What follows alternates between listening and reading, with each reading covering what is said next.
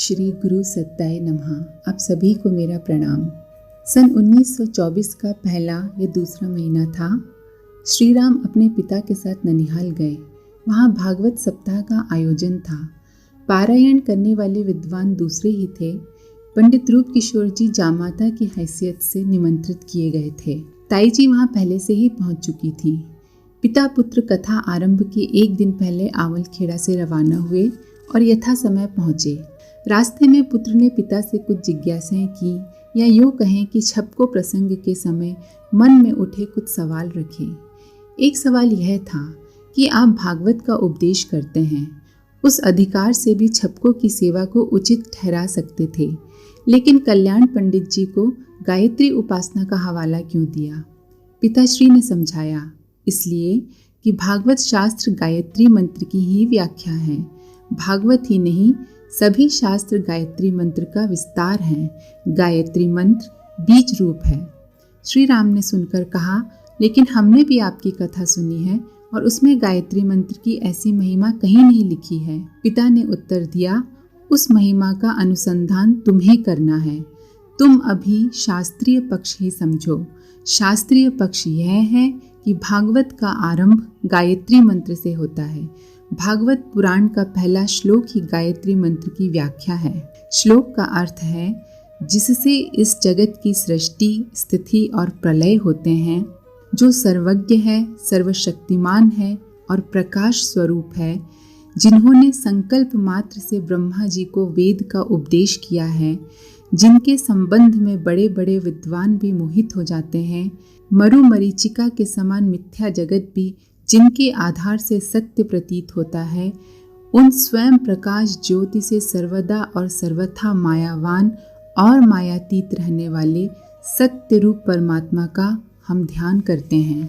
ननिहाल तक का रास्ता इस विषय पर चर्चा में कट गया कि गायत्री सभी शास्त्रों का, इस युग के प्रतिनिधि ग्रंथ भागवत का आधार है, क्योंकि वह सनातन धर्म का भी आधार है।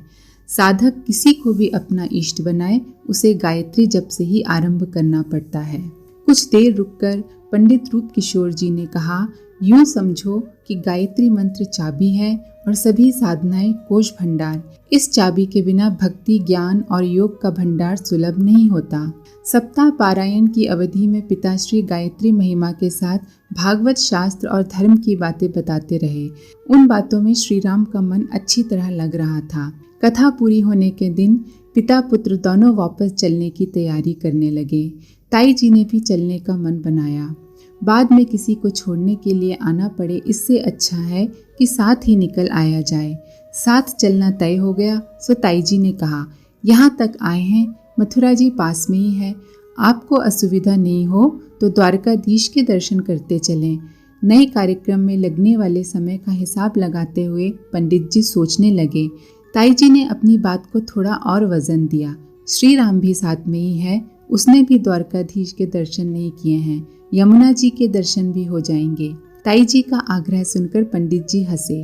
उन्होंने मथुरा होते हुए आवलखेड़ा लौटने का कार्यक्रम बना लिया। इस तरह निकलने पर यात्रा में 2 दिन और लग जाते थे। उन दिनों जाड़े का मौसम था। गुनगुनी धूप ने जाड़े को दूर भगा दिया था और दोपहर ढलने से पहले ही मथुरा पास आ गया। मुश्किल से 2-2.5 किलोमीटर की दूरी रही होगी। एक टेकरी दिखाई दी। ऊपर मंदिर था। घंटियों की आवाज आ रही थी। श्री राम ने पिताश्री से पूछा, यह किसका मंदिर है? नगर के बाहर होने से अनुमान लगाया ग्राम देवता का मंदिर होगा। नगर या बस्ती की सीमा शुरू होने के पहले हर जगह इस तरह के स्थान होते हैं। पुत्र ने वहां चलने की इच्छा जताई। ताई जी और साथ के लोगों सहित सभी टेकरी चढ़ गए। मंदिर में गोविंद जी की प्रतिमा स्थापित थी। उनके दर्शन कर थोड़ी देर सुस्ताने लगे। गर्भगृह के बाहर बने चबूतरे के नीचे कुछ क्षण बैठे ही थे कि गरजती हुई आवाज गूंजी, जय जय राधे। पंडित जी ने देखा, एक साधु उनकी ओर देखता हुआ चला आ रहा है। लंबी दाढ़ी और सिर के उड़े हुए बालों वाले इस सन्यासी की उम्र 60-65 के आसपास रही होगी। पंडित जी ने उन्हें प्रणाम कहा। साधु ने उत्तर में पूछा, कुछ आहार बचा है भगत? ताई जी ने अपनी गठरी में से 4 पूड़ियाँ निकाली और उन पर अचार रखकर पंडित जी की ओर बढ़ाया। पंडित जी ने वह भोजन साधु को आदर पूर्वक दे दिया। जीते रहने की दुआ देता हुआ साधु जिस दिशा से आया था उस दिशा में जाने लगा। ताई जी के पास चुपचाप बैठे श्री राम यह सब देख रहे थे।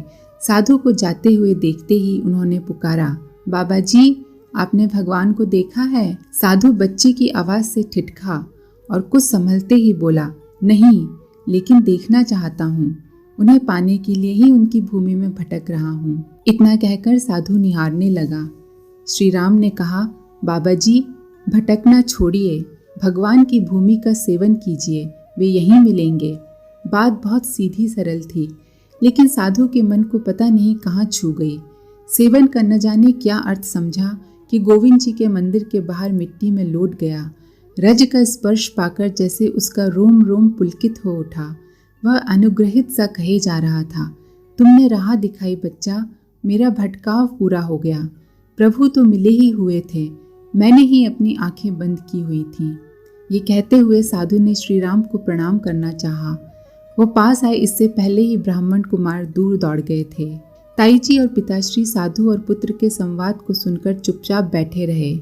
श्री राम के दौड़ लगाने पर उन्होंने रुकने के लिए कहा और रुकने पर उठकर साथ चल दिए। द्वारकाधीश तक की यात्रा इसके बाद चुपचाप संपन्न हुई। रास्ते में कोई कुछ नहीं बोला। द्वारकाधीश के दर्शन के बाद ताई जी ने गोविंद टेकरी वाली घटना के बारे में प्रतिक्रिया व्यक्त की।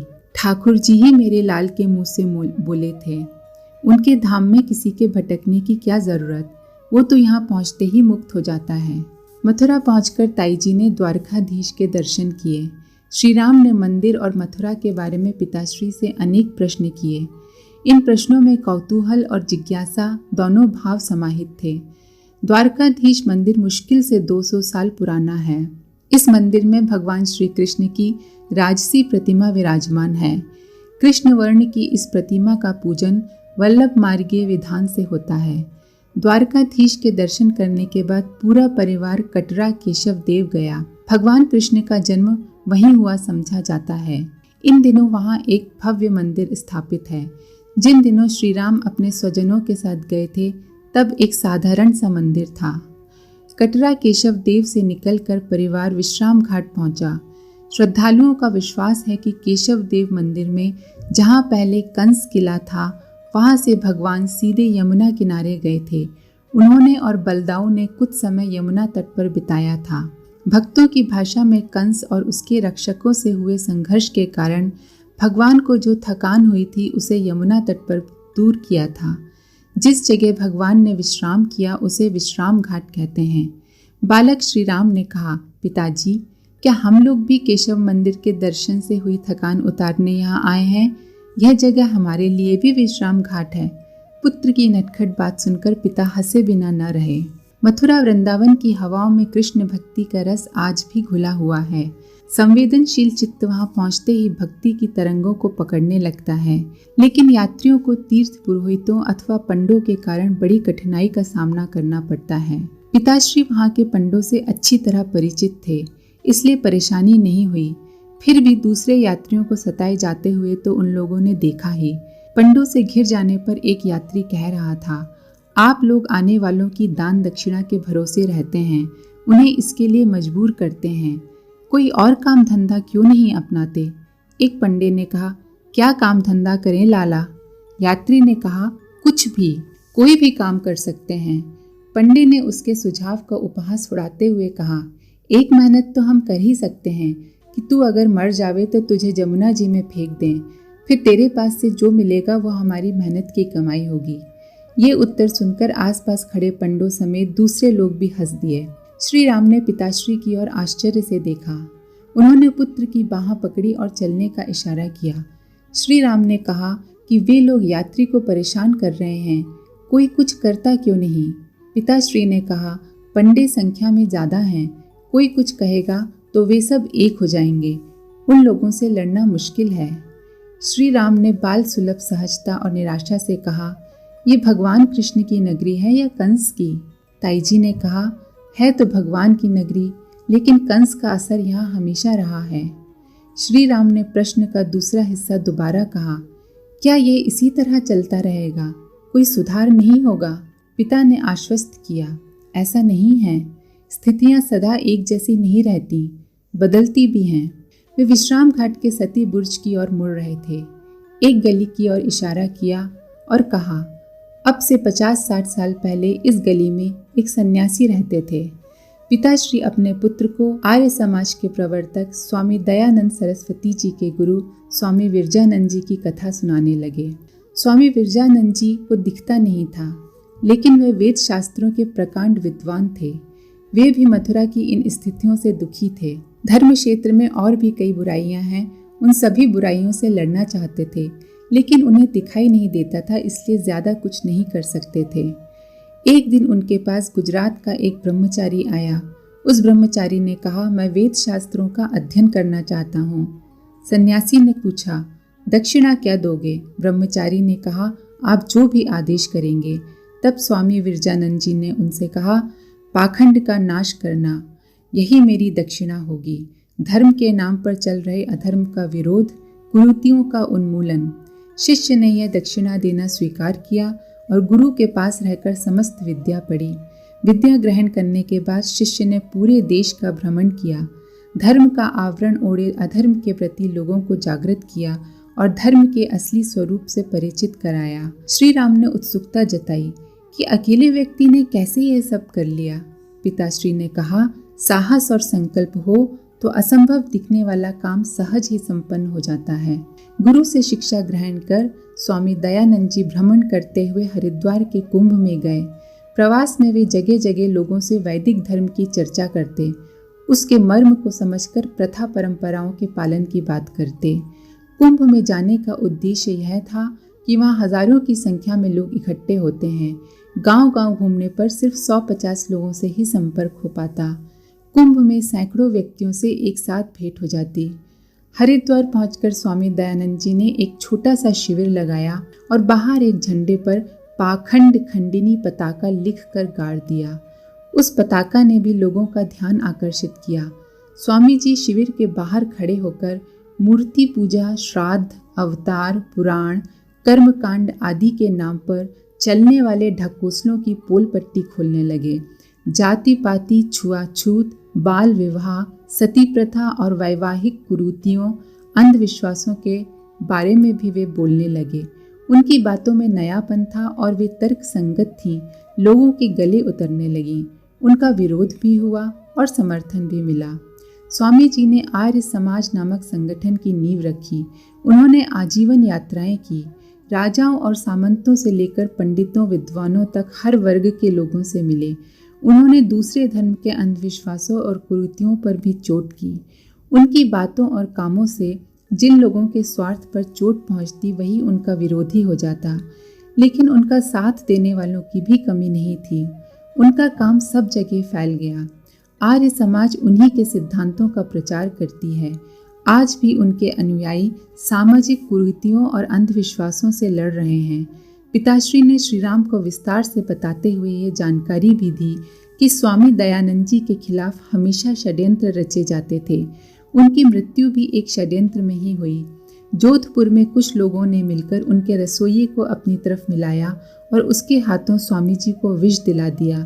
स्वामी जी ने विष की दारुण पीड़ा झेली और उसी से उनकी मृत्यु हो गई।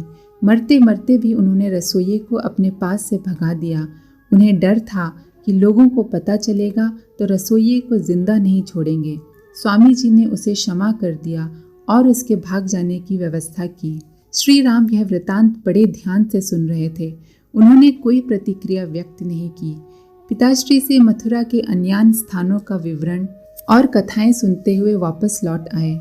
ननिहाल और मथुरा होते हुए संपन्न इस यात्रा ने पिता के सानिध्य में एक संस्कार दिया। वह संस्कार भारतीय धर्म और संस्कृति के प्रति एक दृष्टिकोण के रूप में था। नियति ने उनके लिए जो दायित्व चुन रखा था, उसके बाहर से किसी विशेष सहयोग की आवश्यकता नहीं थी, लेकिन शुकदेव जैसे मुक्त आप्तकाम आत्मा को भी अपने पिता वेदव्यास से भागवत कथा सुननी पड़ी थी। आप सभी को बहुत बहुत धन्यवाद। ओम शांति। हमारे YouTube चैनल को सब्सक्राइब करें और बेल आइकन को दबाकर ऑल पर क्लिक करें ताकि नोटिफिकेशंस आपको मिलती रहें।